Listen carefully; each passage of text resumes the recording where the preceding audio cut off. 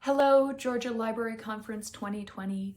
I'm Kate Fisher, a branch manager at the Sherling Library, that's a part of the Middle Georgia Regional Library System. And today I'm going to be presenting Digitizing a Collection, Social Media, and Archival Objects. This presentation is meant to encourage libraries with small archival or archival object collections to use social media as a way to digitize, track public interest, and eventually find funding. This started as a quick takes presentation that was based off of my volunteering as a textile archivist at beautiful Hay House. The Johnston Felton Hay House is an antebellum house museum in downtown Macon, Georgia.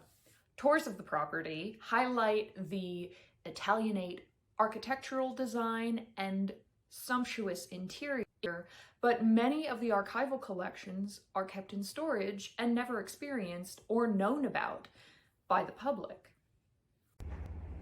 The textile collection I ended up going through for Hay House was originally stored here in what they call Bibb's room, in what at one time was a bathroom that had then been used as a storage closet and hadn't really been looked into recently until the textiles were rediscovered. First on the list of archival processes that I had to go through is making an inventory of everything that was found in that small space in Bibb's room. Following that, I created a condition report with pictures of damaged or slowly degrading items that were in the collection so that we had a baseline of care that we could follow the next time those pieces were shown to the public.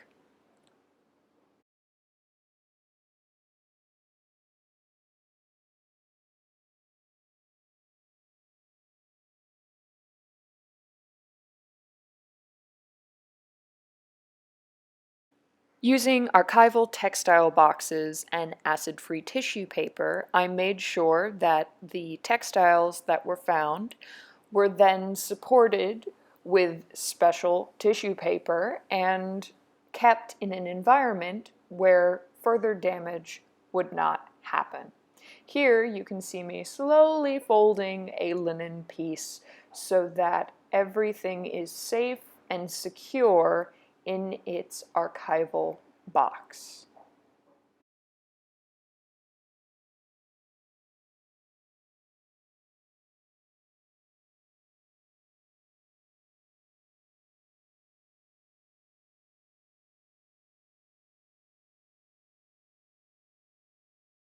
After creating a finding aid to help both researchers and Hay House staff actually find and retrieve the archival objects after they're put in proper housing, I was then left with the question of public access and how, in this new world of COVID-19, can the public and researchers actually know what's in the collection and be able to access the archive while still social distancing?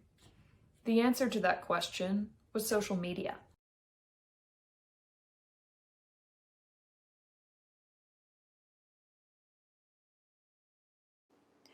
The Atlanta History Center has been combining archival ephemera and materials with modern cultural context to promote public interaction with the collections that they have. The National Archives use images from their collections relevant to current events, like the 100th anniversary of the ratification of the 19th Amendment.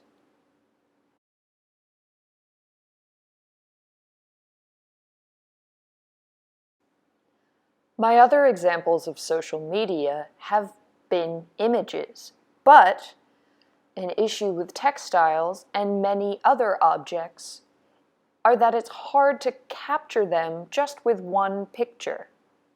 Here, Timothy Long, who is a fashion curator that at the time of this video was working at the Museum of London.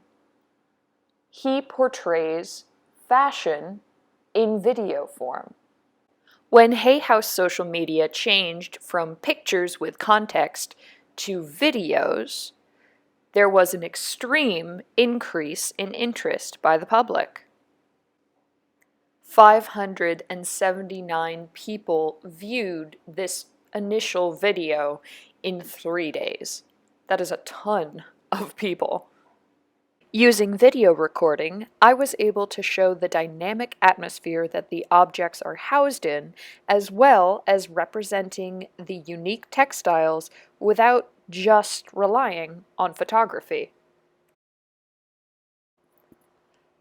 By combining the data from likes, shares, and views, I had created basic metadata of public participation with archival objects. Of course, our first post had so much interaction, not just because of the hot pink pants, but mostly due to the social media strategy change from photographs and historical context to a virtual tour with exclusive content. But as the numbers began to level off, as seen in the bar graph on the left, Hay House was receiving an amount of public participation that steadily tripled their previous numbers. The line graph on the right compares the public participation before using the video and context that was based on Timothy Long's work, and then the immediate rise in participation after implementing the strategy change. Examples of a broad audience are seen in the variety of comments and shares and likes and views that we got on our social media, since the public couldn't actually interact with the pieces in person. Hay House uses 2 different social media outlets to communicate with the public. To the left are the 279 views, 4 shares, and 13 emoji reactions to my explanation of sun damage on a blue taffeta curtain on Facebook. Now, compare that to the 330 views and 2 comments received on Instagram. Over 582 people took time out of their day to interact with an archival object that hadn't been in the public eye since the 1970s. Social media is an inexpensive and lucrative way to prove your institution's importance within the community while still following the health and safety parameters of COVID-19. Grant guidelines emphasize public interaction and programming accessible to all people. With data collected from social media, you can prove that there is a research interest and community involvement while maintaining your 6 feet apart. Thank you for watching Digitizing a Collection, Social Media and Archival Objects. I'm excited to answer any and all questions you have. Just look for Kate Fisher. Bye, guys.